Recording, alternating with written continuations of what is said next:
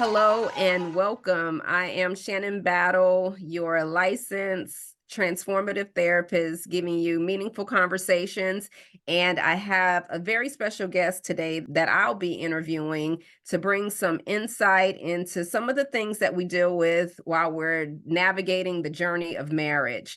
So, we already know that we have a divorce proof marriage community. And the idea of the community is just to rally behind each other, stand alongside one another, and provide the support, resources, and tools that we need to make marriage thrive.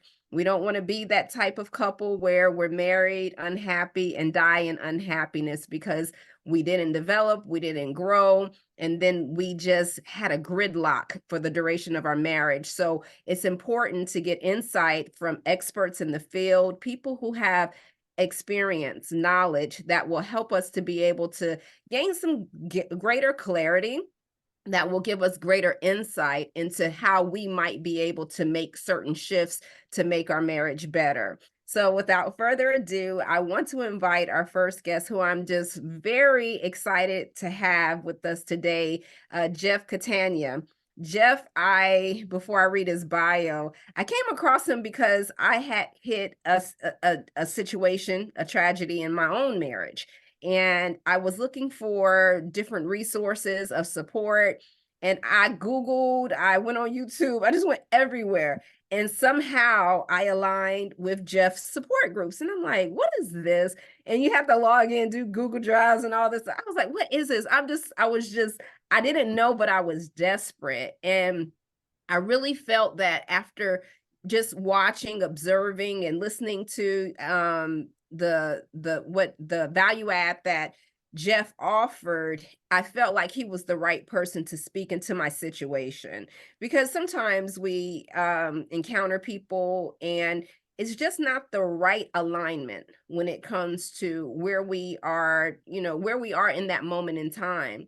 And I was thankful to have connected and met Jeff, and we've just been hitting it off ever since. Since I didn't just become one of the support groups, I've reached out to him. Hey, Jeff. So I feel like I have me a Canadian friend. So Jeff he spent decades leading JK through 12 education in areas like wellness, math, mindfulness, and more. And now he's enjoying and helping others explore a life of love.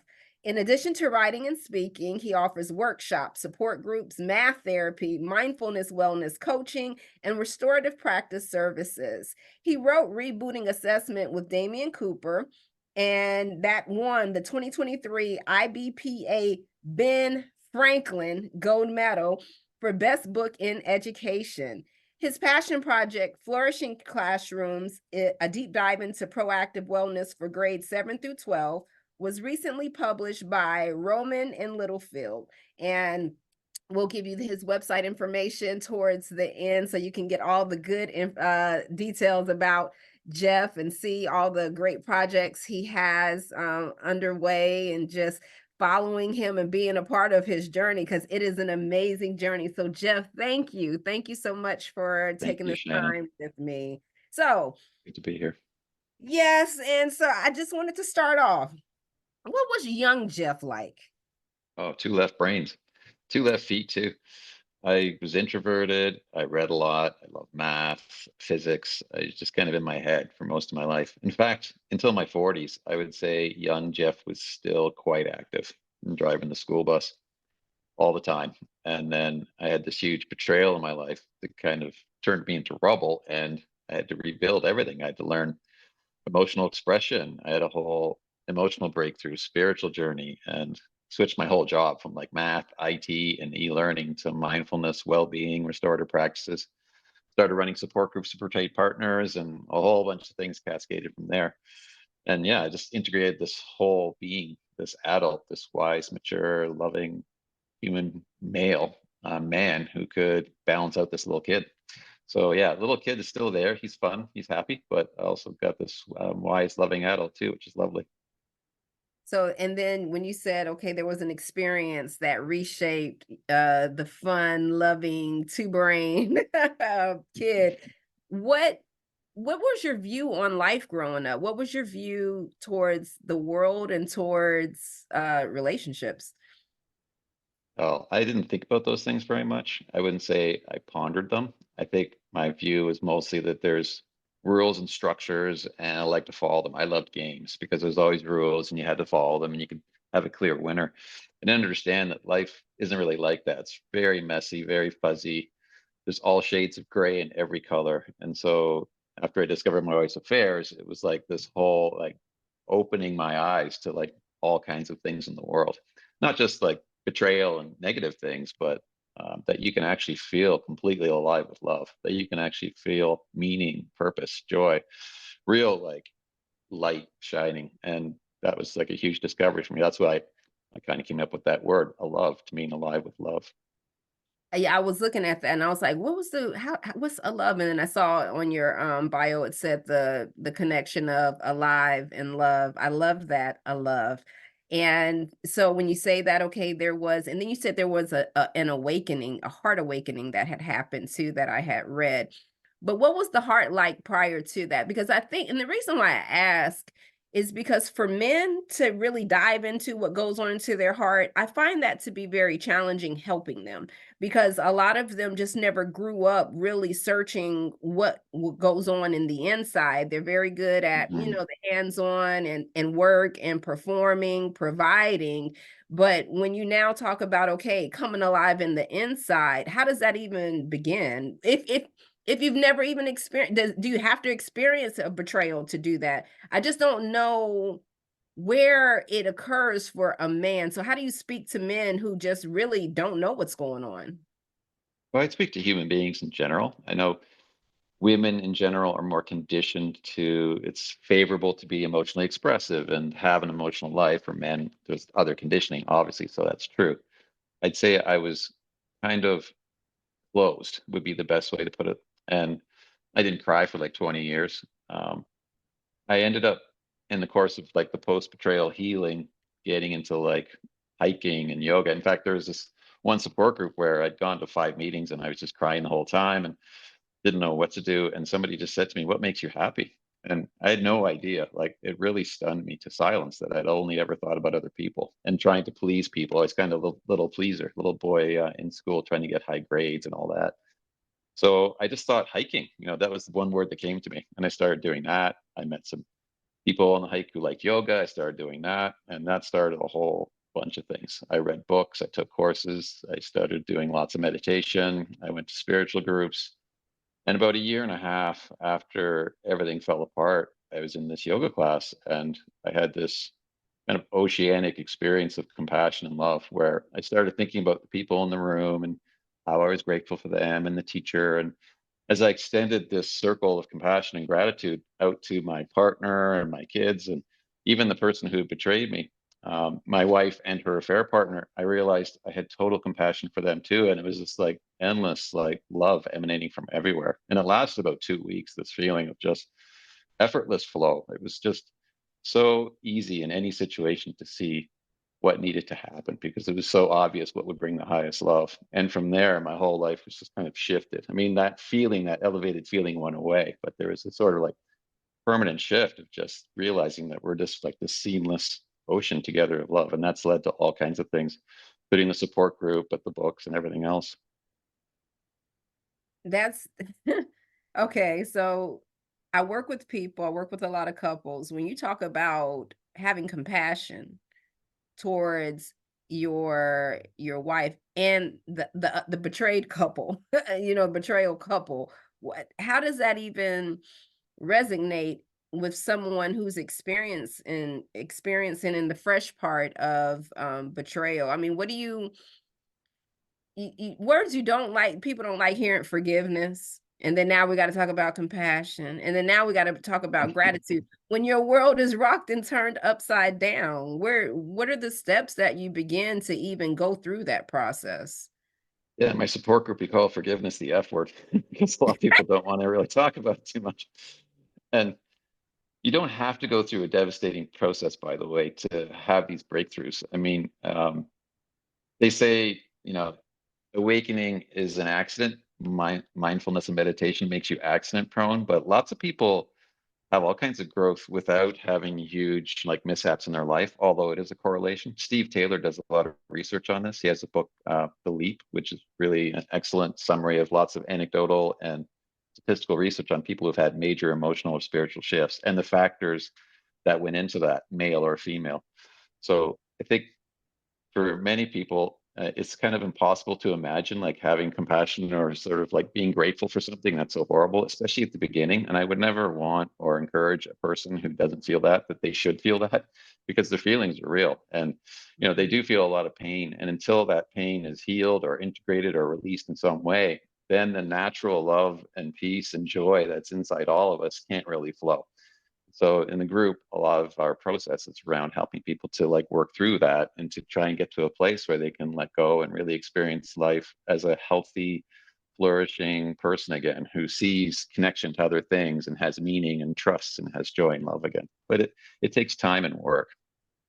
Yeah, it sounds like it is a lot of work. Do you ever find people really stuck in the maybe certain stages of grief and really they're not really finding that breakthrough point to be able to transition to, having that awakening, having that experience with opening up to compassion and gratitude? Do you ever find that people are just stuck in a never-ending cycle? Uh, there's a couple ways I could answer that. But let me first of all say healing is very nonlinear. So people are constantly going back and forth to different experiences, different phases of healing, I guess you could say. And stuckness or plateau often feels like you're not moving, but really underneath the surface, there's a bigger wheel turning. And it's just preparing you for that next leap. And so it's actually important sometimes to feel numb or stuck or held in place. I think also it's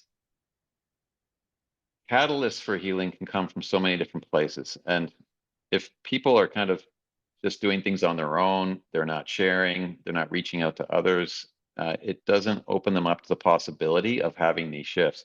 You don't have to have major shifts either, or a spiritual awakening or anything like that to heal, just to like recover from infidelity. But in my group, I like to say that when you do open yourself up to resources, when you are going to therapy, you're talking to friends or family, you've got like a support group, you're reading books or taking courses, right? You're taking care of yourself physically, emotionally, mentally, socially, like you're doing all that self care, then all kinds of good things can happen. And we like to say in the group, it's not just about healing, where a person's kind of going through life in a certain place, and then there's this devastating dip and the idea is, I just want to get back to where I was. Well, for many people, that where they were was just kind of coping or even like struggling in a lot of ways. Like a lot of people struggle with all kinds of wellness issues. That's why I wrote the book for education on well-being. But we want to thrive beyond infidelity. We just don't want to heal. We want to flourish and really be like fully like present in our lives and feel joy and peace and love and trust again. And that's the goal, is really to like thrive beyond betrayal. What were some things that you would go back and tell the what we call the D-Day, when you had your Mhm. discovery day? What would you go back and tell that person as he started going through this healing journey? Everyone who joins the group usually has just discovered, although, back to your previous question, I've got people, sometimes they come 20 years later and they could be really bitter after 20 years. Like time does not heal all wounds. That's really a myth. It's time plus like healing efforts heals all wounds. If you're just 20 years of kind of resenting and feeling bitter, then yeah, you're gonna be in a very different place 20 years later. But everyone who joins the group the first time usually is pretty close to D-Day or Discovery Day. And I send them a welcome message, including all kinds of supports and things like that, like in terms of joining the group and sharing their story to the private group forum if they wish. But I have a post discovery first aid that I send people, and a few things on that list. You can see it on my website too. But number one would be just like self care. I mean, I remember not eating or sleeping or drinking for like 3 days after. And it was until day 3 or 4 that I actually started to do any of those things.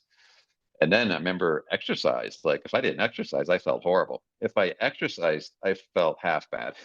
So it's like a real difference, right? And these are kind of like basic things, and they can go out the window for a while, obviously, when you're in a devastating phase of your life. But ultimately, it is about pouring love and life back into yourself, because many people can be hyper focused on their partner or the affair partner or reconciliation, and they're so distressed about this like bond of um, this real attachment bond that's been broken, that they want to repair that and get it back. But self-care and pouring love into yourself is the best way to do that. So that'd be the first thing. And the second one would be sharing.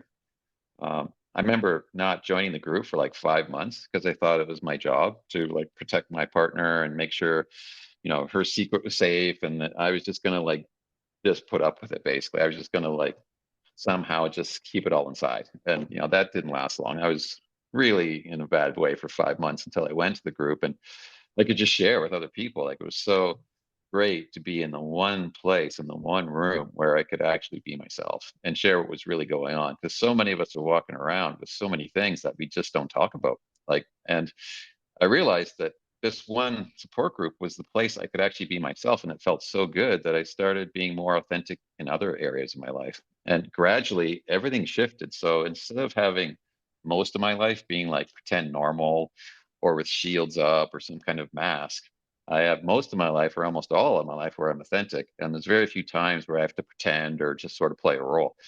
And it was a real switch for me. Like, I realized like how much of my life I had just been kind of like hiding a lot of things. So for many people, they have to be encouraged to share. Sometimes they don't want to share with certain family or friends because they don't get necessarily positive reactions or support, and that's totally fine. You have to discern who's going to be helpful to you when you're sharing. That person who's going to be able to hold space, not judge, be compassionate, like, and just be supportive and help you. And you'd be surprised who you find. I remember going to this one Tim Hortons in Canada, and there's two lineups for cashiers, and I was in this one line, and I was really like struggling. I think it was only a few months after I found out, and I got to the front of the line, and this lady, it was so sweet, she said, "Hi sweetie, how can I help you?" And she was so caring that I just broke down and cried and told her my story. She was just Oh, so in the patient. grocery She store? listened to me. It went on for like 15 minutes, and everyone behind me was going to the other line, and nobody Um, kind of said anything. It was just this wonderful human connection, right? And you never know where you're going to get that opportunity. It might not be like with the person you expect. Like, it might not be with your closest partner, obviously, or a family member, or even a close friend. You might find that these things switch completely and you find new friends, or even you have to go to a professional, like get to a therapist or a counselor and talk to them. But some way of sharing is so important to get that experience out and realize that you're not alone. And then, of course, joining a support group or finding like your tribe, finding your people that you can talk to and be yourself with. were you ever frustrated with the length of time it was taking for healing? Because sometimes you're doing all the right things, you're showing up, you have the support, you're talking to others, but it doesn't seem like you have that momentum of what you're really trying to see to say and quantify, that look, I've been doing this for this amount of time, so I should be experiencing this. How did you allow yourself not to be judgmental to self during your process? It's like parents with the kids, right? Like, by one, they should be walking. By two, they should be talking, and all these milestones. And if my kid's not doing those things, and we're freaking out and we're sending them to all kinds of programs. But there's no timeline for healing. It's like I said, it's very nonlinear. We do this activity in the group where we ask people to draw a graph that represents their ideal healing journey, like with time along the bottom and like healing on the vertical. And inevitably, they draw a line that looks like a positive slope going up like that. Mhm. Well, that's not what healing looks like. And if you actually draw your actual healing journey and share it with a partner, it ends looking like a scribble where it's just a roller coaster going up and down, all around, explosions. It's very nonlinear, right? So I remember 18 months after D-Day, I had this real depressing day and I started to feel really down. And this happens, you're in a roller coaster, you go back and forth. So, but this was really bad. Like, I felt as sad and as horrible as I felt like in the first week after discovery. And it was so black and painful that I just curled up and on the bed and I just lay there for hours just crying. And my wife was like so worried about me. She finally said, "Yeah, I'm going to take you and check you in somewhere because you're really like suffering." And I remember looking over the side of the bed and seeing this like blackness.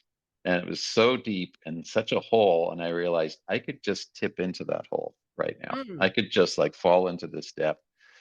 And it was so scary when I kind of looked over the edge, and this is kind of inside, I'm looking inward. I just said no. I pulled back, and I realized later that day that it was exactly 18 months to the day. And I had read somewhere in some book or something that it takes from 1.5 to 2.5 years to recover from infidelity, right? Somebody had put a number on it. And since I was a type A overachiever, I was going to be the 1.5 year guy. So 18 months was it.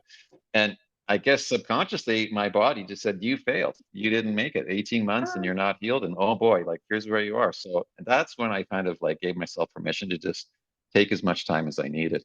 But I started actually purposefully researching the word forgiveness.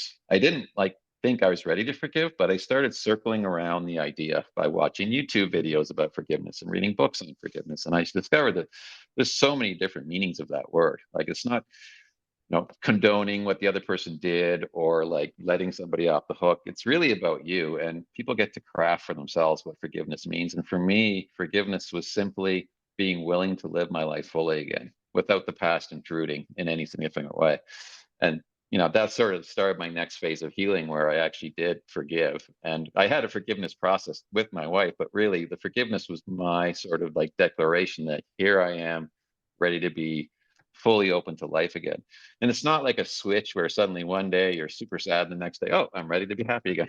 It's a total like slider and it goes back and forth. But I remember like certain mileposts. And in my book, for the support group, which is kind of like thriving beyond infidelity and sort of a big book for our group, there are lots of assessments and tools that people can use to sort of see where they are on a typical continuum of healing in terms of like triggering or in terms of like where they are with their partners.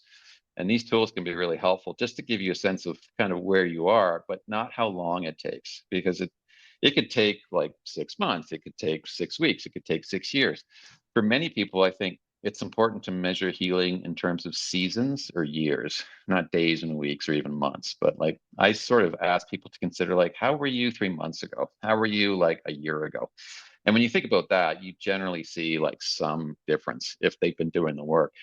And if they haven't been doing the work, and I get people who kind of like maybe come to one meeting and they sort of read the posts in the forum, and 10 years later, they might be still in the same place. They just weren't ready to delve in, ready to do that inner work to move along. So, yeah, take all the load off. There's no timeline. It's really up to each person. And, things can happen really quickly too. Like I found 90% of the healing that I experienced would happen in very short experiences, whether in like a particular session or on my own or with a group. I'd have this real heart cracking release or transformation. There would be a very powerful experience of healing. And then there'd be long periods where I didn't think much was happening. But like I said before, you're preparing yourself underneath for that next big shift. It's like a caterpillar, right? Like everything squeezes up, contracts, and then they stretch out and make this big long movement. And healing's like that. You're like contraction and expansion, and you're moving all the time. So even when people are feeling real bunched up and contracted and things are really hard, they're just preparing for that next stretch. Yeah, and then you made a very profound illustration when we're talking about time heals all things, because that's what we were taught growing up. And even though you're Canada and I'm over here North Carolina, that's what I was taught. Time heals all things. Just give things time. But you said time plus effort, because we can go through a stratum of time and then never experience true healing, and then even getting to the point where you talked about forgiveness.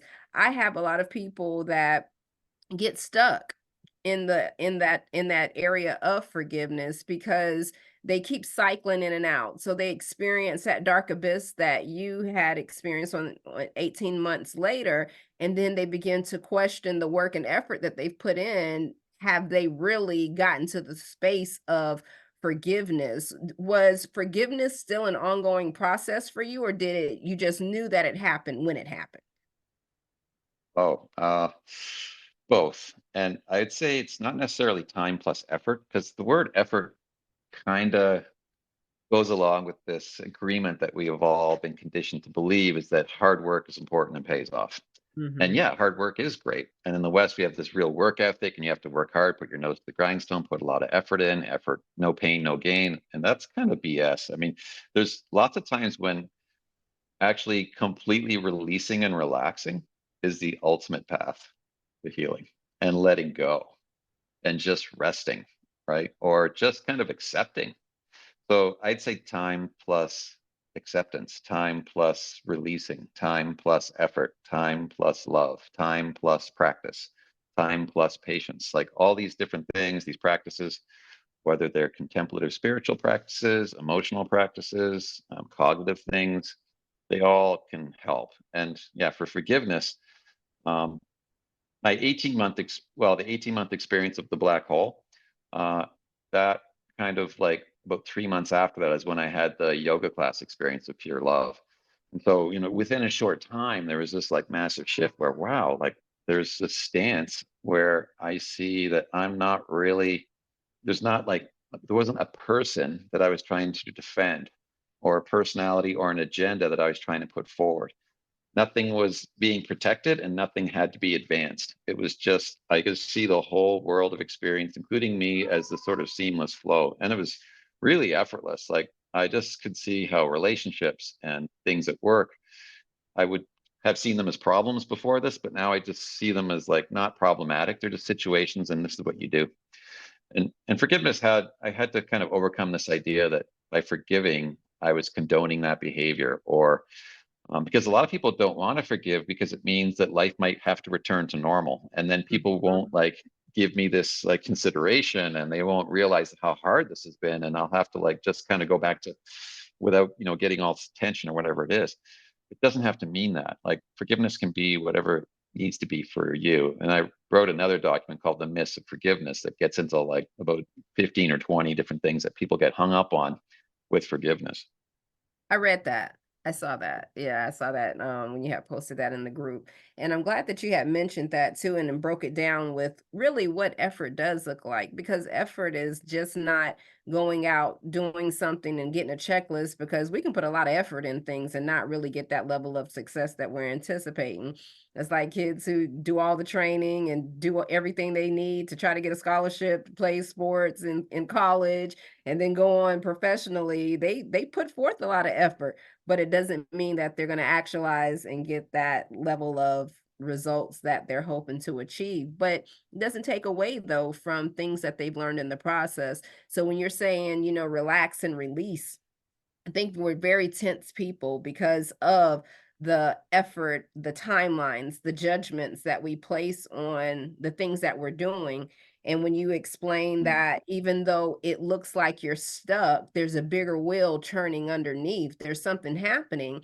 It reminds me of my daughter. She had this assignment in one of her science classes, and when she broke it down and was explaining something to me, I was like, "Oh, it just." I was marveled because I never thought of things in the way that it was explained on the scientific realm. So she was doing something with water, and water in the ocean. It looks, or a river. It looks very still. It looks very calm. But just because the out on what you see on the outside looks still and calm, it doesn't mean that there aren't undercurrents or things working underneath, because the water is always activated, doing things to clean, to move other organisms in different areas, so that it can create this stratosphere of the culture that it has underneath. It's always doing something. And I think in our silence we get scared, because we are used to people just having to perform, to show up. So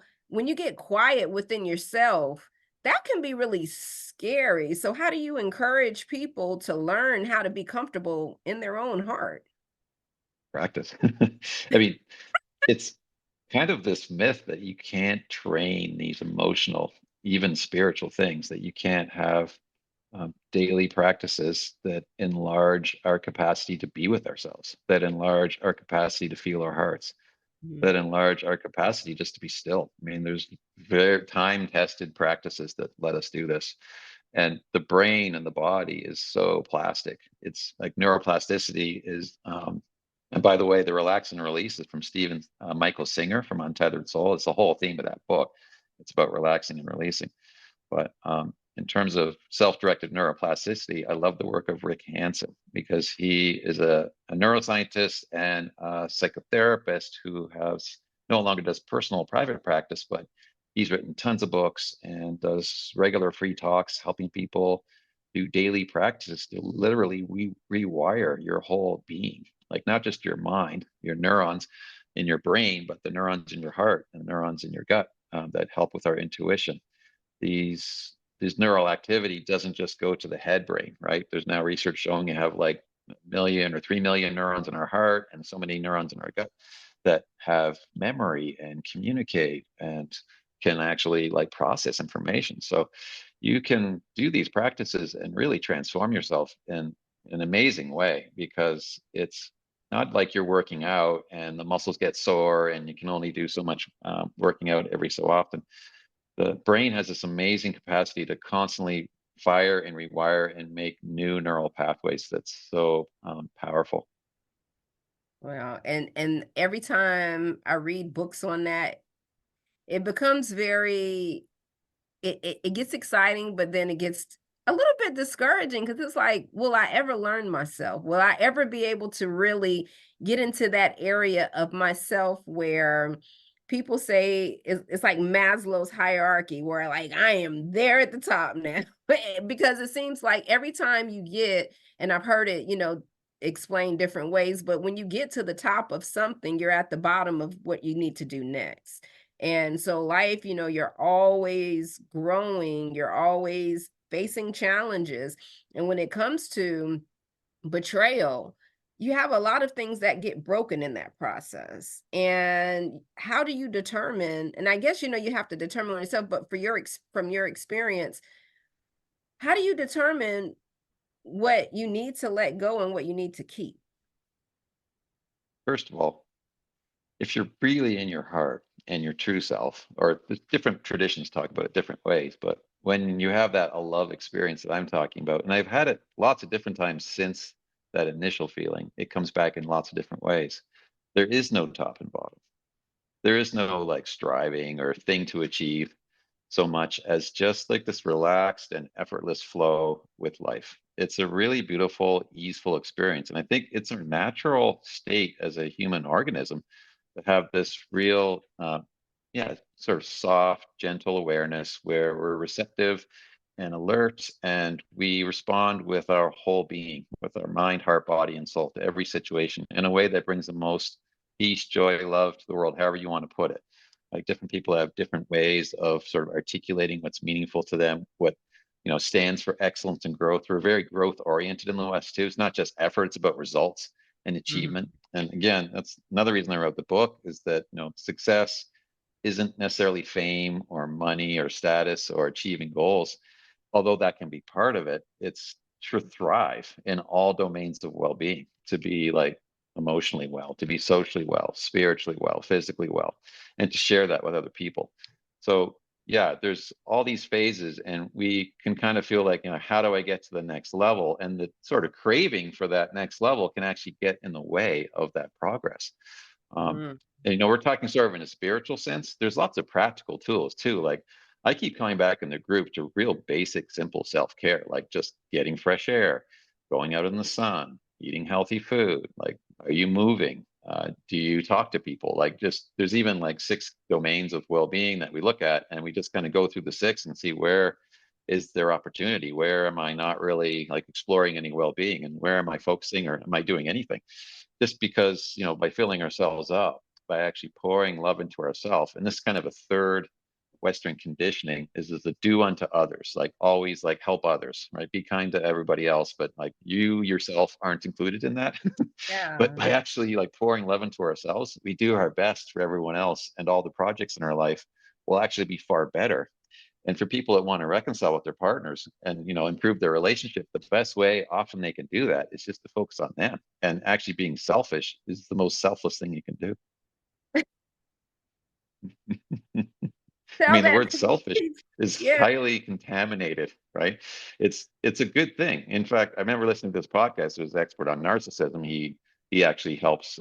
He works with only narcissists, and the process of healing narcissism is actually to teach that person to feel something for themselves, to Mhm. actually feel like they have some emotional worth, and they can sense that there's something that they want or need, or that they can love themselves, right? And Yeah. so it's good to have a little bit of narcissism, actually. He also said that for many people, we don't want to be narcissistic and be extreme, but we have to have some kind of self-love. In fact, Right. that's sort of the basis from which everything else flows. There's so many people in my group who, after 5 or 6 months of healing, they're struggling. They've got kids. They're trying to reconcile. They're trying to heal themselves. They're going to therapy. They're reading books. Their cup is empty, and they're trying to pour their little drop from their cup in Mhm. somebody else's cup, right? If they just filled their cup up with this like glowing amber, like wonderful ambrosia, it would flow out over the top of the cup and go to everybody all through their life.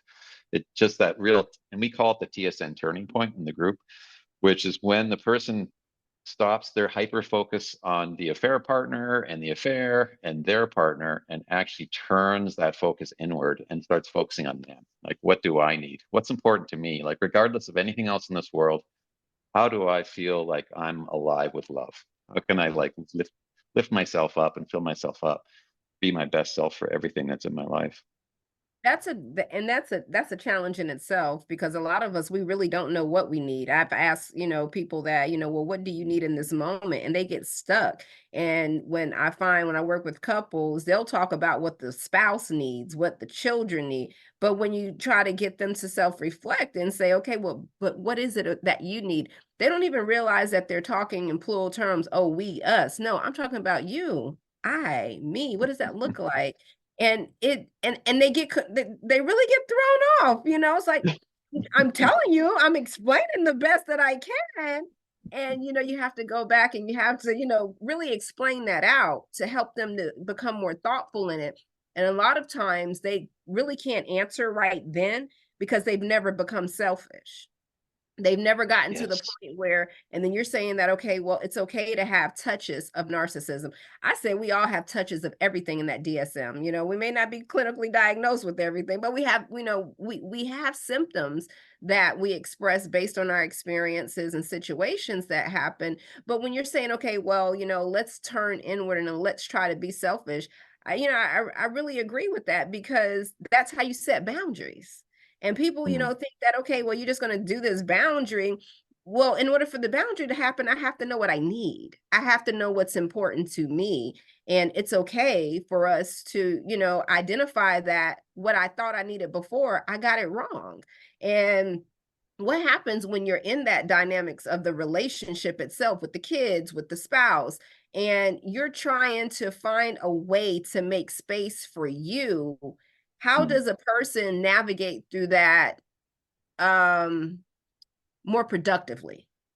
mm. First of all, it's one thing to give yourself permission to love yourself and be a little bit selfish and fill yourself up. It's another thing to have the ability or to Mm, even know what you need. I remember doing an activity with my group on self-compassion, and people were like, mhm. "What are you talking about? Like, what is Right. this thing? Like, how do you do that?" Because they are so like I was like that. I was a completely codependent person. It was all Mhm, about other people's needs, and more actually it was about making sure that other people were happy with me, that I mm, wasn't seen as bad. And so my whole life was about every trying to manipulate everything around me so that I was feeling okay inside. And so one thing that we work on a lot in the group is interoception, intuition. Interoception is like feeling in the body. If you go to school and you learn about the five senses, they're all externally facing senses: see, hear, touch, taste, feel. It's all about seeing the outside world or feeling the outside world. We're never actually taught in school that you can go in. You can actually see your own thoughts. You can listen to the stories in your mind. You can feel your body, feel your emotions. And so we practice that and develop that intuition of how do I actually feel in my body and what mhm, actually feels light, what feels energizing, what feels like open, what feels expansive, what feels contracted, what feels heavy, what feels dark, what feels. And so you get this sense of what the body wants. Because for many people, when you ask that question, they're answering with their head. They're not mhm, answering with the whole being, and they're not using that intuition. I remember a real shift when I retired was I realized the first half of my life was all governed by intellect, and the mhm. second half was going to be mostly intuition. Although I still have, I love a good spreadsheet. I love analyzing things. It's great. I can't get that out of me, but yeah, you have to really know what feels good and go in that direction. Be willing to go in that direction. So for people with busy lives, I mean, I got some people in the group who've got like 4 kids, they're financially dependent on their partner, the partner's really manipulative and unhealthy, they don't have a job, like, they're really struggling, they've got a lot of holes to, try and get out of, and so you gotta, like, be willing to ask for support. You gotta find, like, friends and family who can watch the kids, or you gotta get that, like, separation agreement going, so you're starting to get some spousal support, right? You're gonna have to do some self-care. Maybe it's in an integrated way. Like when I coach mindfulness, it's a lot of not necessarily formal sitting, but mostly informal, integrated practices in daily life where you're rewiring your mind for the good. You're sort of developing more gratitude and positivity throughout the day just by your experience of living. You're also developing other things too, like sensitivity. You're developing the ability to concentrate. And the biggest one is equanimity, which is that peace and acceptance with what's happening. I call it frictionlessness. So in physics, though, if you just take your two hands and rub them together, you get a little heat building up in your hands, right? Mhm. Now, if you press them together and rub them, it's harder because there's more friction because you're Mhm. pressing harder, you're trying, and it's just creating more heat and nothing's happening. But if you relax, then your hands can just flow and there's this frictionlessness. In fact, Mhm. if your hands aren't even touching, it's just so easy because it's just total acceptance. There's none of this resistance. This is a classic formula of suffering is pain times resistance. So there's all kinds of necessary mental pain, emotional anguish, physical discomfort we're going to experience in life. But our suffering that we add on top is measured by how much we resist or judge or don't want or question why this is happening and all those things that just add an extra layer that isn't necessary. So for many people, we can remove some of those layers and that opens up a little bit of space. And then maybe, oh, I can go for a walk now. Or maybe, I can talk to this friend now. And everything starts to snowball. Every little bit of wellness that you do adds more capacity for you to do more wellness for yourself.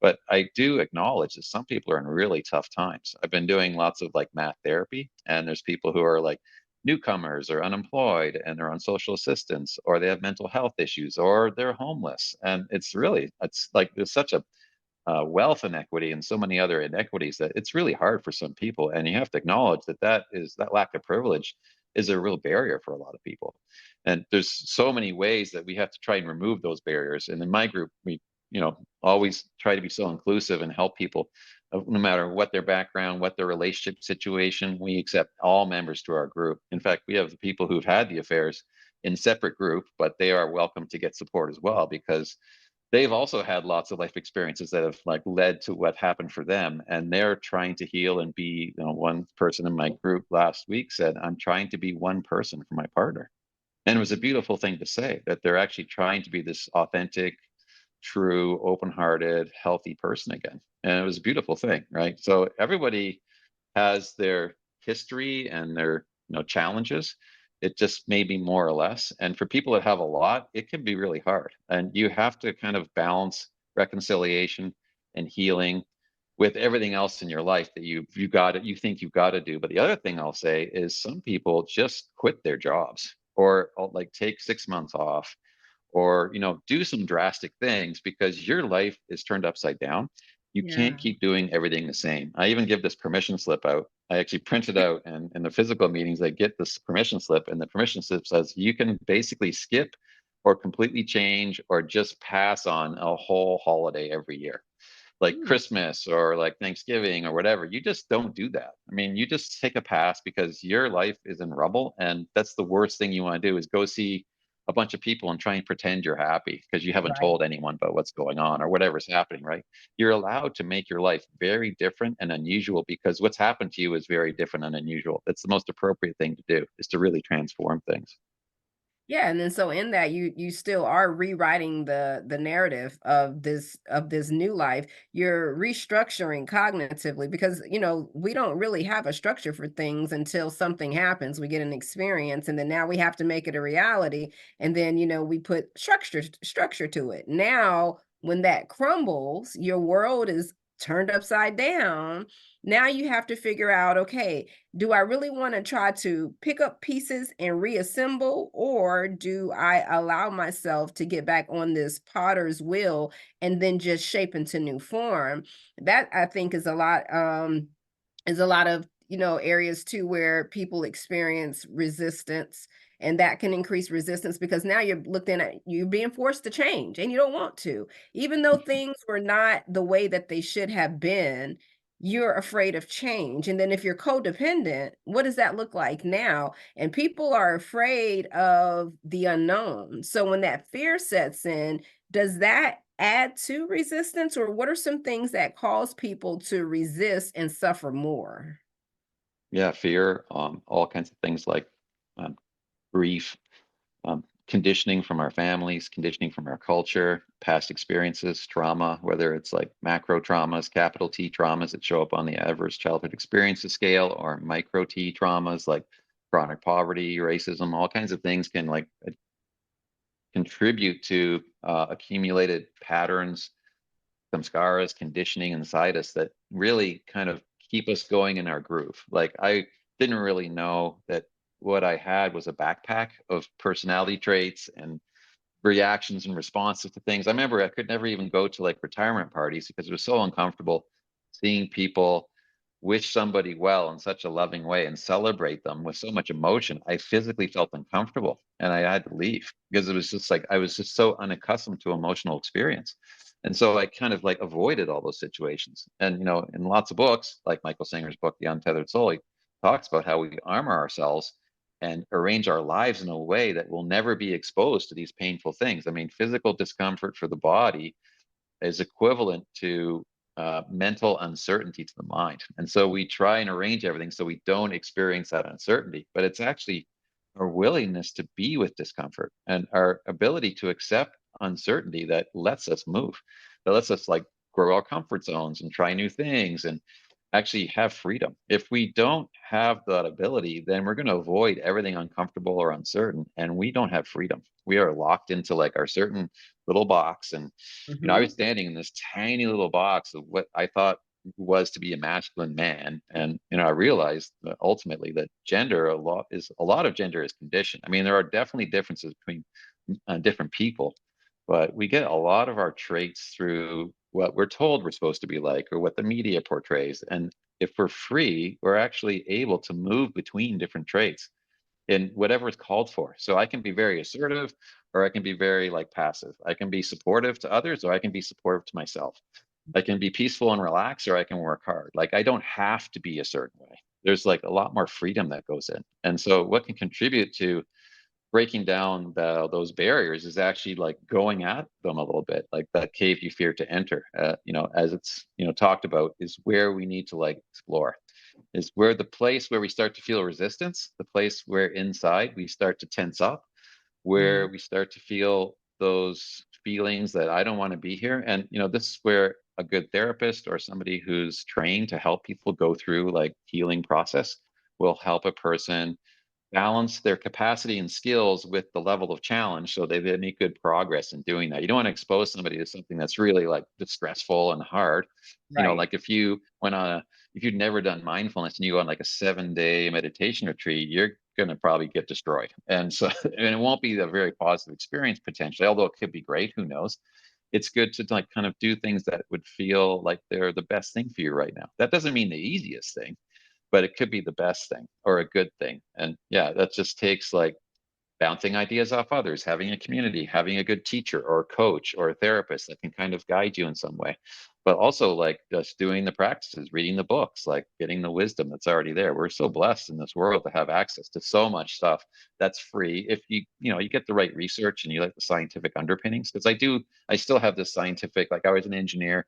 My book has like 314 research citations. So it's important to have like that backing to it. Yeah. But there are also lots of research into like emotional and spiritual growth. Like it's amazing. So it's so fun when you can find other people who are like in that same headspace and associate with those people. Everything can start to spiral because you can't really change where you are in life like instantly. If you're down here, your partner had an affair, you just found out, you've got all these challenges, and all you can do is tilt the spiral up, right? You can either spiral down or spiral up.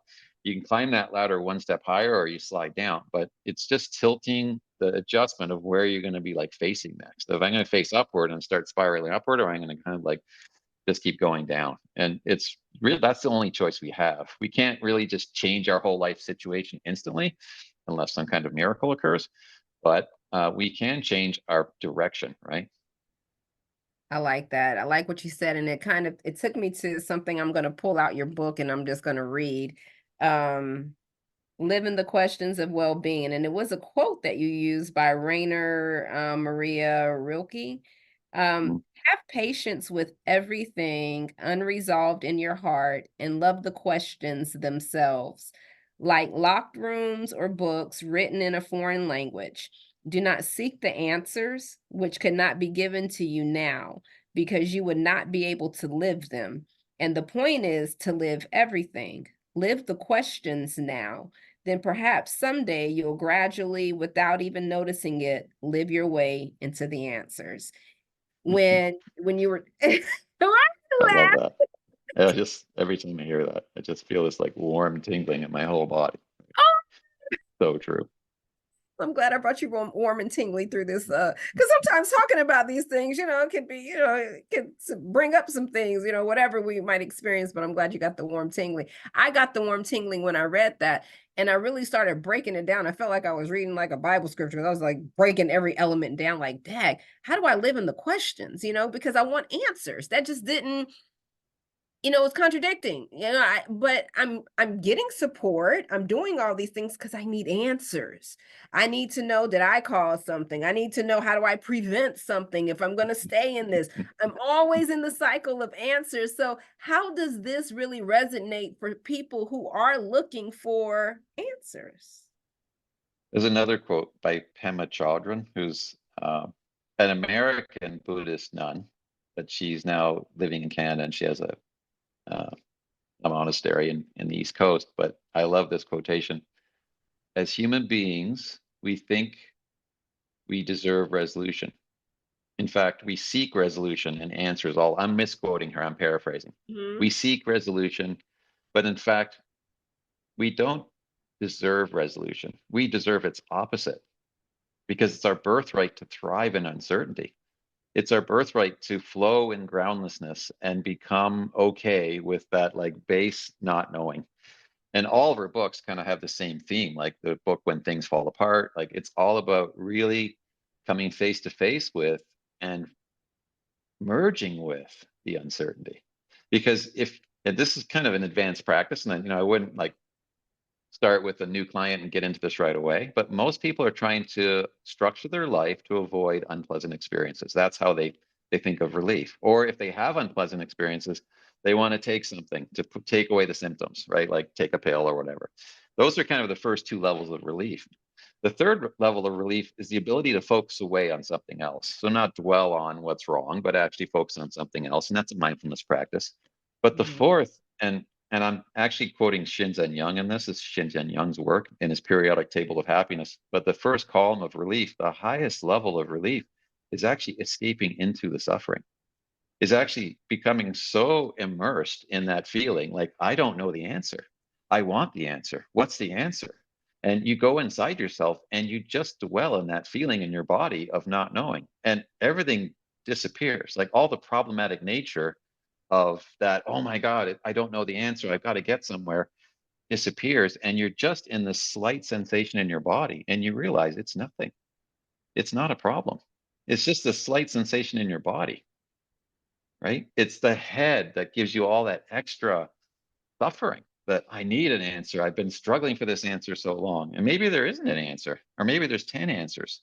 Or maybe, like he said in the quote, like you're just not ready to live that answer right now. And you just Mm. got to live the question. And by living the question means like really engaging with that feeling of, I don't know.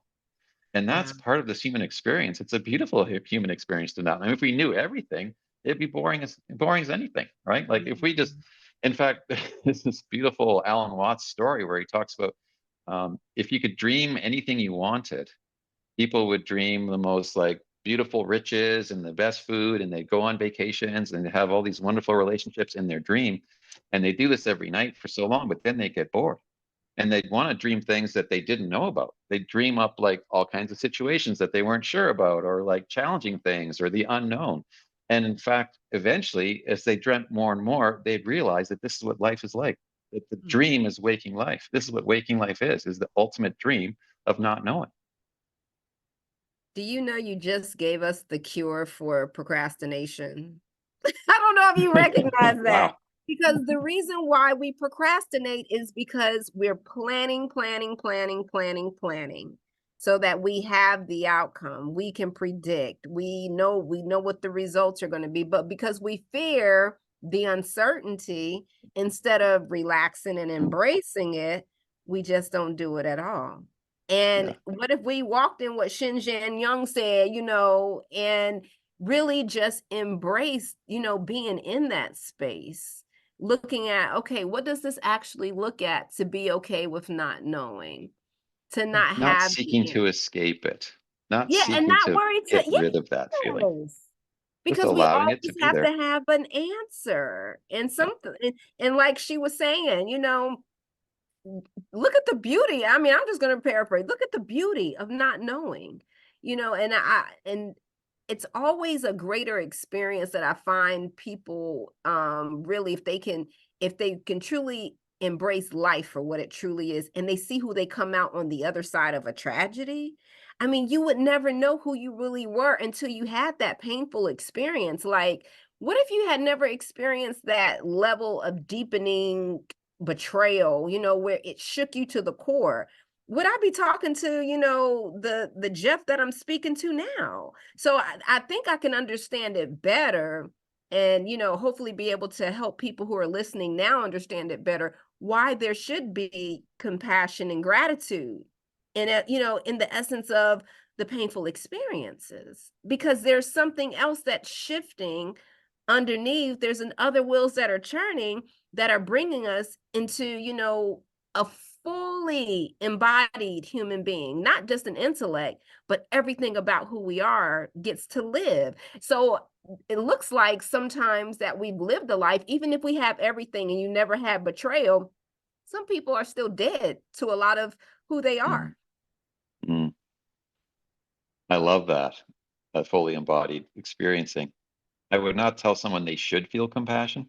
I usually don't use the word should in any context, just Mhm. because some people aren't able to feel that at a certain moment. They're just not ready. And speaking of ready, when you talk about procrastination, it's like ready, ready, ready, ready, aim, aim, aim, aim, ready, ready, aim, aim, ready, aim, fire, right? Instead of ready, aim, fire. But I like to say ready, fire, aim. Like do a little preparation and try something and then see what Right. happens and then readjust or just nothing, none of the above. How about that? Right? Instead of ready, aim, fire, aim, aim, ready, ready, just none of the above. Like do something different. Like try to be something different and see what happens. Like this is the ultimate, who is it? I can't remember the philosopher, but he said, like, to discover your true self is Mhm. actually to let go of all sense of self. Mm. So you can be anything. And that whole Rumi quote too, like you've been stony ground too long, be crumbled and broken, try something different. That's Mm. where the flowers grow, right? Like the whole idea that if you're just always trying to be hard in a certain way, you're just unable to be free. And you're unable to be broken up. Like, in fact, the process of betrayal breaks your heart. And that's a good thing because you want to be tenderized. You want to be open hearted. You want that heart to be Mm. cracked wide open. And you want to be this empty vessel that doesn't Yeah. have any need for anything to happen or not happen. Doesn't mean you're passive in life and you just passively accept everything and do nothing. It means you are going through your life without the need for any particular outcome. Although you might have goals and intentions, it's not a problem if they don't happen in a certain way or a certain timeline, because often with healing or anything else, it comes, but never in the manner or the timing that you imagined it would. It sometimes just comes in a completely different way that's ultimately far better, but you just never were ready to live that question until it came that way. And so, there's so many different things that come to play in here in this process of healing. But I think for many people in the West, this conditioning of I got to work hard, I got to do something, I got to get out of this discomfort. And Mhm. so for many people, it's important that they do ease that pain because it can be really intense. Like betrayal is by far one of the most traumatizing experiences you can have in life, let alone a relationship. Like there's all kinds of struggles people have in relationships, but betrayal breaks a core attachment bond. I mean, there was a university study where they talked about different traumatic life experiences, not like being shot or something, that things that don't happen very often, at least not here in Canada too much. But in terms of just everyday life experiences, because I think 70% of people will deal with infidelity at some point in their life. Like most relationships, long-term relationships have infidelity in the relationship, whether it's discovered or not. So this is like most people are experiencing this, and it is like second highest in trauma. The only thing higher was like your child dying. Like it's so painful. And so it is important to try to ease that suffering and do some things to nurture and care for yourself. But at the same time, we develop this equanimity or this frictionlessness, or we can work on this capacity to be with challenging things. And that lets us not only let's suffer less when there are challenging things, but it lets us have the freedom to do more things that can bring good into our life because we're Mhm. not afraid of uncertainty and discomfort. We're willing to try that course or go to Mhm. that support group or talk to this person or just do things that are different than we always did to change and grow. Because, if we're ultimately, if we're static and not changing, that's just like death. Like that's the ultimate definition of a corpse. Is just this thing that just stays there and Right. doesn't move, right? And doesn't change, right? You're you kind of get out of your rut. Like a rut is like my karate teacher used to say, a rut is like a grave with the ends blasted out of it, right? Oh, It's just this long stretch going to the grave. So yeah, get out of your rut, make some new pathways, and see how life can take you in different directions. I mean, enjoy it. This is such a gift to be alive. Such an amazing. Like I've never like I could say I'm grateful for the affair, but it would be truer to say I'm grateful for everything that happened to me after the betrayal that never would have happened if I hadn't had that heart cracking experience. And in the last year or two, I've really experienced this deep and persistent and vast gratitude for almost everything, like running water, walking into a grocery store, like sitting down at a restaurant, like talking to you. It's like a miracle. Like, 500 years ago, everybody was peeing in a pot, like even the King of France. right. And now we all have these flush toilets. Like, it's amazing. And when people talked about gratitude back in the day, I thought it was like, yeah, that's the thing you do at night when you write your three things you're grateful for in your gratitude journal. And it was like this, you had to kind of get that out of your to-do list. But now it's like a pervasive feeling of just wonder and absolute like miraculousness that there's just so much amazing stuff in this world. Now I have tons of privilege, and a lot of people are suffering hugely, like financially and physically and emotionally. And there's all kinds of like problems in this world. But if you have a flush toilet, you have food, you have shelter, and you have the capacity to more or less be a free, physically and mentally and emotionally in your life and move around and experience this world, that's amazing. Like it's amazing. There's so many people that don't have that. There's so many people who are dead, whether it's dead, in their lives or dead. Yeah. Right? If we get to have even one more second of this life, it's just so incredible. Awesome. Well, Jeff, oh my gosh, I could go on and on and on with you because it's just you just awaken things for people. I know my experience that I'm getting from you. I can't wait to see, what others are going to get from you. And then like you said, the miracle of North Carolina aligning with Canada, that's a miracle. And how we get to be able to share a gift of our experiences to other people, in other spaces. So, how can we get in touch with you? And also, what are some upcoming projects that you're currently working on? And yeah, just let everyone know. My website's alove.ca, alove.ca. I'm doing some talks for teachers on well-being and promoting my book, Flourishing Classrooms, a deep dive into well-being for grades 7 to 12. I think the biggest thing I'm working on this year is I'm trying to write the big book of infidelity recovery. Like AA, if you're Oh, recovering from alcoholism, you can go to an AA group pretty much anywhere near where you live, like every day. Like if I went to like Toronto, GTA, or southeast of where I live, there's like hundreds of AA groups running all the time. If mhm. I'm betrayed by infidelity, then there's not like two groups in Canada I can join. And there's like some Oh, online groups and things like that, but it's not something we've talked about. And I also in AA get this book, like the big book, right? It's that Alcoholics Anonymous recovery book. And so I'm writing that book for our group based on since 2012, like 12 years of facilitating their groups, but thousands of people who have had stories and breakthroughs and brought so much wisdom and insight and magic to this healing process. So really, this book is from everyone to everyone, and it's going to be available December this year. And there's lots of other stuff on my website. I do math therapy, I do coaching, and I'd love to talk to people and work with whoever feels like it's a good thing to do. Well, I'm definitely sending our people to you because they're always messaging me, "Where do I go for support in Betrayal?" And I'm like, "You're gonna have to go to this Google Drive group with Jeff because I don't know what to tell you." And Hope you and join the at group. the yeah, join the group. That's all I can say. You got such hands in Canada because it's just not a lot of support. And for me too, there's a lot of marriages struggling in the church, and I just wish they had better resources other than just pray about it and don't get a divorce. You know what I'm saying? It's just really Mm, showing people how to work through mm, processes and not just live life broken. It just breaks my heart, when I see that because it's just fragmented and you see that there's so much more to them.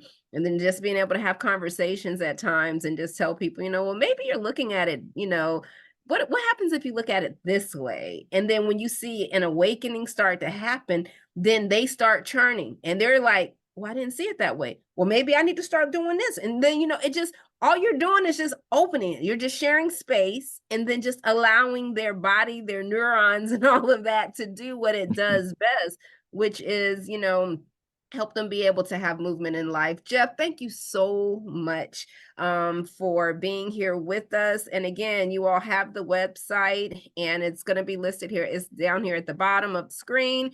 And it just contact Jeff, reach out. If you know someone who needs that type of support, reach out. If you're an educator and you want to know how to better educate your children in schools, what if they had this element of training mm. accompanied with the level what the education and the academics you're providing, imagine how you position them once they graduate. So these are just a lot of helpful resources to add to your tool belt.